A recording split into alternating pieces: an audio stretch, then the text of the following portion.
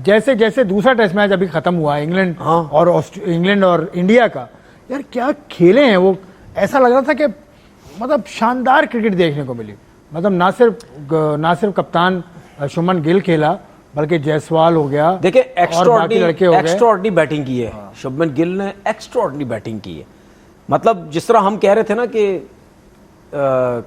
कप्तानी में कहीं ना कहीं वीक नजर आता, वो है अभी भी, अभी यंग है, वो अभी भी है। क्योंकि वो इस वजह से मैं कह रहा हूं क्योंकि इंग्लैंड से वो आराम से टेस्ट मैच जीत रहे हैं, वो बना ही नहीं सकते।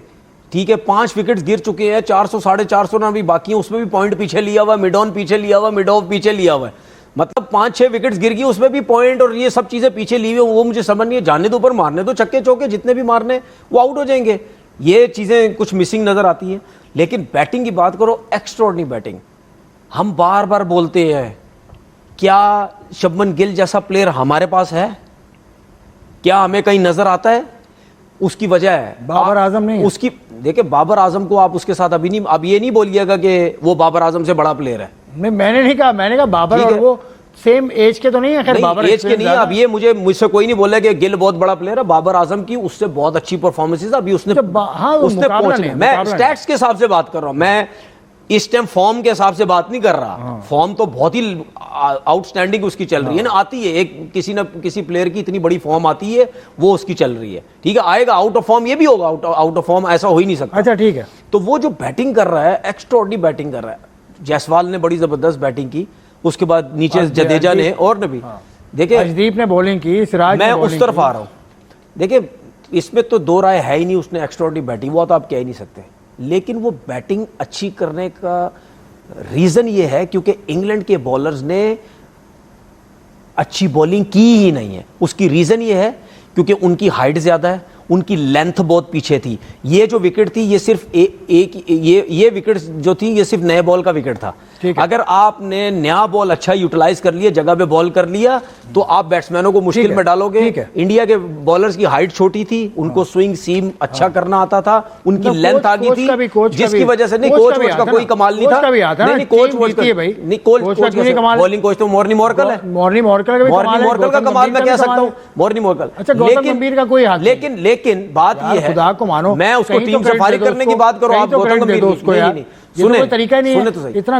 इतना बड़ी टीम का कोच, उनकी जबरदस्त लाइन और लेंथ की वजह से इंग्लैंड के बैट्समैनों को प्रॉब्लम हुई है। चलो ठीक है, लाइन और लेंथ पीछे थी, जिसमें प्रॉब्लम, लाइन और लेंथ पीछे थी, उसकी वजह से इंग्लैंड के बॉलर्स ने प्रॉब्लम क्रिएट की, करने की कोशिश की लेकिन नहीं किया। लेकिन outstanding play by Shubman Gill, by और भी उनके प्लेयर्स जितने भी थे, बॉलिंग में भी बड़ी अच्छी परफॉर्मेंस रही। लेकिन बहरहाल अब दूसरी डेवलपमेंट की तरफ आता हूँ। आईसीसी इंटरनेशनल क्रिकेट काउंसिल ने आज अपने चीफ एग्जीक्यूटिव को चुन लिया जी। संजोग गुप्ता साहब हैं, और क्या हैं ये, इंडिया से इनका ताल्लुक है ऑफ कोर्स, और ये बड़े बिजनेसमैन हैं, वहाँ की एक ब्रॉडकास्ट चलाते हैं, कंपनी है। ये हैं संजोग गुप्ता साहब, नए सीईओ। मुबारक हो भैया आपको, आपकी cricketing body of the world नया सीईओ चुन लिया। कहाँ से आया ये सीईओ? इंडिया से। क्या करता है? एक ब्रॉडकास्ट कंपनी है, एक इदारा है बड़ा, उसका नाम एडमिनिस्ट्रेटर लोग होते हैं ना, एडमिनिस्ट्रेटर। ठीक है, ब्रिलियंट एडमिनिस्ट्रेटर। ठीक है, हमें पाकिस्तान में कहीं नहीं मिलता। पाकिस्तान से किसी ने अप्लाई किया नहीं किया, मुझे 3,500 लोगों ने। मैं अभी इस बात के ऊपर आता हूँ, जब हम सीईओ के लिए एप्लीकेशन देते हैं या सीईओ हमें चाहिए होता, हम बाहर के मुल्कों में देखते हैं, पीसीबी के लिए हम बाहर के मुल्कों में देखते हैं ना, बाहर के मुल्कों में बाहर से आ जाए, एक दफा आया, कौन आया? वसीम खान आ जाए। वो पाकिस्तानी थे लेकिन बरतानिया में रहते थे, बरतानिया से आए थे। ठीक है, मैं उस टाइम भी काफी दफा बोल चुका हूं, जब वसीम खान को भी लिया गया था। मैंने बोले उस वक्त की ईमेल मुझे याद है, एहसान मानी साहब की तरफ से आई थी, यानी पीसीबी की तरफ से आई थी कि 350 लोगों का इंटरव्यू करने के बाद वसीम खान को चुना। मैंने उस वक्त भी ये बोला था कि यार पाकिस्तान के अंदर इतनी बड़ी बड़ी कंपनीज है, इतने बड़े बड़े सीईओज काम करते हैं, तो क्या एक क्रिकेट बोर्ड के लिए सीईओ नहीं मिल रहा? वो क्यों बोला मैंने? क्योंकि जब आप बाहर से लाते हैं ना, वो फिर जिस मुल्क में रहता है, जहां पे रहता है, उस हिसाब से पैसा मांगता है। तो आईसीसी ने बाहर से लाने का, आईसीसी का नहीं है, 25 मुल्कों से वो मैं समझ गया हूं। मैं तो ये आपने सवाल किया तो फिर क्रिकेट बोर्ड का भी मैंने ले आया, सीईओ की बात में बीच में ले आया। तो अपने लोगों को लाओगे, वो उस हिसाब से पैसा लाएंगे, कम भी लगेगा पैसा, वो एडजस्ट भी हो जाएगा। दूसरी बात ये, कितने लोगों ने सीवी दी थी? ये 3,500 3,500। वो ये जितना काबिल भी है, ये जितना काबिल भी है, मैं ये कहता हूं कि आपके ऊपर वैसी तलवार लटकी हुई है और मेरे जैसा बंदा तो वैसे ही आपके पीछे पड़ा रहता है कि ये आईसीसी नहीं है, ये बीसीसीआई बन के चला रहा है। और हम कितनी दफा कह चुके हैं। और फिर आप अपने बंदे को लेके आए, फिर आपने लॉर्ड्स में रवि शास्त्री के लिए एक वो रूम दिया गया, पता नहीं क्या उसको वो दिया, मेरे जहन से बार बार निकल जाता है। आपके होते हुए ये 2-4 चीजें हो गई, वीडियोज में आप 11 दफा आ रहे हैं।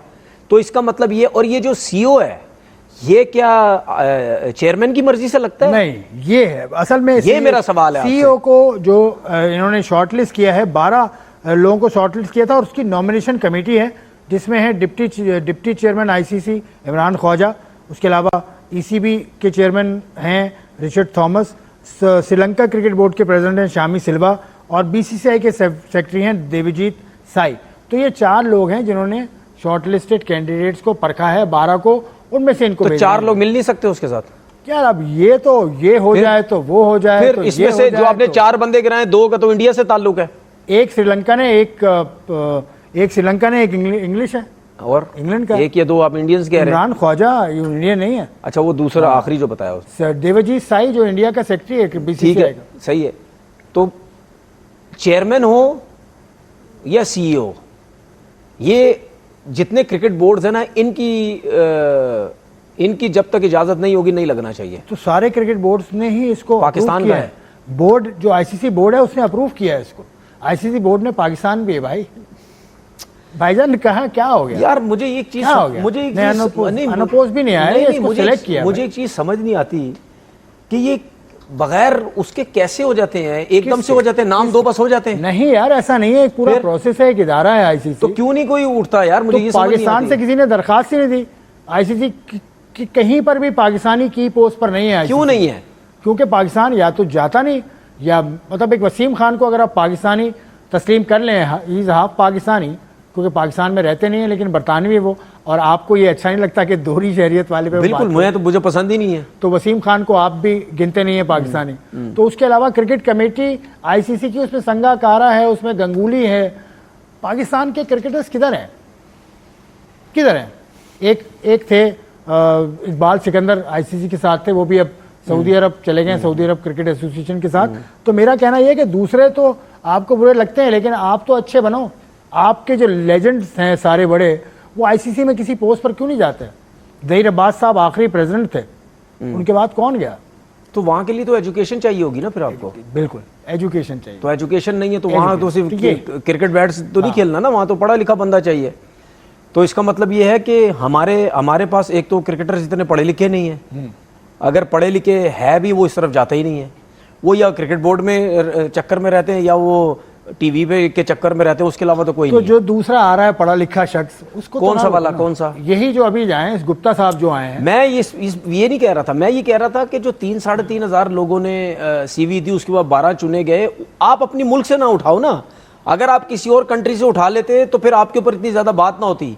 वरना आप अगर उसी कंट्री से अपने मुल्क से बंदे को ला के सीईओ आप बना रहे हैं, तो इसका मतलब ये है कि आप आईसीसी को भी बीसीसी से ही बनाना चाहते हैं। और ये मेरी भाई, आईसीसी के चेयरमैन ने इनको सेलेक्ट नहीं किया, ये तो मैं कह रहा हूं यार। आईसीसी के चेयरमैन ने, जब आईसीसी का चेयरमैन खुद बना तो फिर उस टाइम किसी ने आवाज उठाई? उस वक्त किसी ने, यही तो सवाल है। तो फिर उस वक्त ना तो पाकिस्तान क्रिकेट बोर्ड समेत, पाकिस्तान क्रिकेट बोर्ड समेत किसी ने आवाज नहीं उठाई। सर सीईओ भी जब बन रहा है तो किसने आवाज उठानी है? किसी ने नहीं आवाज उठानी। नहीं, जो नहीं उठा रहा उसको बस खत्म ना, एंड ऑफ द डे बात ये है कि पैसा सब कुछ है। आप जैसा आदमी पाकिस्तान क्रिकेट बोर्ड में होता, वो आईसीसी में आज होता तो वो रोक देता। देखिए, मैं आप भी नहीं जाते। देखो, मैं आपको चीज बताऊं, आप मुझे बार बार कहते हैं ना कि क्रिकेट बोर्ड में जाओ, इधर जाओ, उधर जाओ, कहीं भी जाओ, ऐसी पोजीशन पे जाओ कि आपकी मेरी बात सुन ले, अहमियत हो। मेरी बात सुन ले। मैं क्रिकेट बोर्ड में वैसे ही नहीं जाना चाहता। नहीं, वो तो बात तय हो गई। सुन ले, वो तो बात हो गई ना। अगर मैं आपको ये बोलूं ना कि 1 हफ्ते के लिए आप मुझे क्रिकेट बोर्ड में जाने दें और चेयरमैन का असिस्टेंट बना दें मुझे, 1 हफ्ते के लिए, सिर्फ 1 हफ्ते। चेयरमैन ना बना दे आप? चेयरमैन तो बन नहीं सकता ना। अच्छा, एडवाइजर, मैं एडवाइस दूंगा चेयरमैन साहब को। 1 हफ्ते में ये चीजें ना आपको सेट करके दी, फिर आप मुझे बोलना उस 1 हफ्ते के अंदर जो पर्ची पे लगा हुआ है, जो मेरिट पे नहीं आया हुआ, ठीक है, जिसकी जगह नहीं बनती, जो मैं एक हफ्ते में चेयरमैन साहब को बोलूंगा ये करो, फिर मैं देखता हूं आपकी चीजें ठीक कैसे नहीं होती। तो चेयरमैन साहब से आप, मैं जानना नहीं चाहता, मैं एक बार आप बार समवाल करते हैं ना, नहीं, तो तो मैं इसमें से आप क्या? जाना चाहते हैं, नहीं जाना चाहते? नहीं, एक मैं हफ्ते के नहीं लिए- जाना चाहता। एक हफ्ते के लिए तो आप बन सकते हैं ना। मैं जाना नहीं चाहता, लेकिन मैं ये कह रहा हूं अगर मैं होता तो एक हफ्ते के लिए सारी होता, एक हफ्ते में सारी चीजें ठीक कर देता। हाँ, ये है कि जो मैं बोलूं वही करो बस। मुझे पता है उस पोस्ट में मैं जा ही नहीं सकता, ना मेरी एजुकेशन है, ना मेरी इंग्लिश है, ना मेरी कुछ भी पढ़ाई है, कुछ भी नहीं है। लेकिन अगर साथ रह के एडवाइस दे के बोलूं यार एक हफ्ते में आप ये काम करें, ठीक है। एक बंदा 6 जगह काम नहीं करेगा, ठीक है। सिलेक्टर्स है वो नहीं आएगा, जिनका जो काम ही नहीं है वो आके बैठ जाते ये हैं। छोड़िए, ये तो आपके पुराने खाते हैं, पुराने जो आप नहीं खोल रहे है हैं। ये, देखो इन चीजों के ऊपर कोई काम ही नहीं करता भाई। ठीक है, ये सारी चीजें हो गई आज। बड़ा उसके अच्छा हुआ बाद भाई। सबसे अरे जल्दी चलते चलते बात कर लेते हैं। जिम्बाब्वे और साउथ अफ्रीका के टेस्ट मैच में इतना जबरदस्त वाकया होते होते रह गया। 367 रन पे कोई डिक्लेयर करता है कप्तान। मुझे नहीं समझ आई, मुझे बिल्कुल नहीं समझ आई। ब्रायन लारा का रिकॉर्ड टूट सकता था, ठीक है। मुझे नहीं समझ आई कि मोल्डर ने किया क्या है। 2 दिन हुए टेस्ट मैच को। नहीं समझ तो किसी को नहीं है, आप समझाए हाँ, ना क्यों, मतलब क्या हुआ?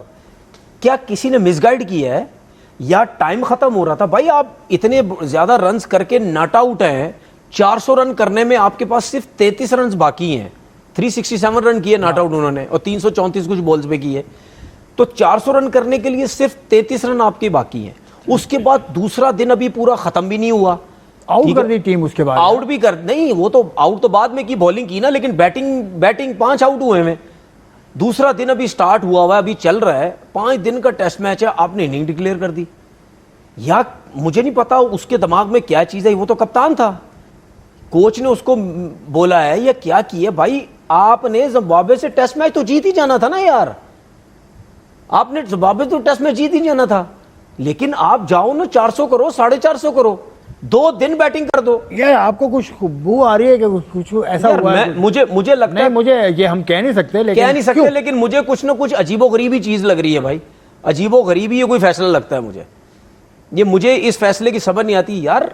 वर्ल्ड रिकॉर्ड आप बनाने जा रहे हो और वर्ल्ड रिकॉर्ड के बिल्कुल पास हो, और जिम्बाब्वे की टीम है, जिम्बाब्वे की टीम ना भी हो, दूसरा दिन अगर चल रहा है, बड़ी टीम भी है, कोई भी आपके सामने ऑस्ट्रेलिया की टीम भी हो बेशक, और 5 दिन का टेस्ट मैच, दूसरा अभी 1.5 दिन हुआ है आपकी, आप मतलब यानी छोड़ छाड़ के सब बैठ गए कि बस डिक्लेयर कर दी। मेरे को बिल्कुल समझ नहीं आई, बिल्कुल समझ नहीं आई। मतलब इंग्लैंड की टीम ने क्या पाकिस्तान के खिलाफ 800 रन नहीं किए हुए थे?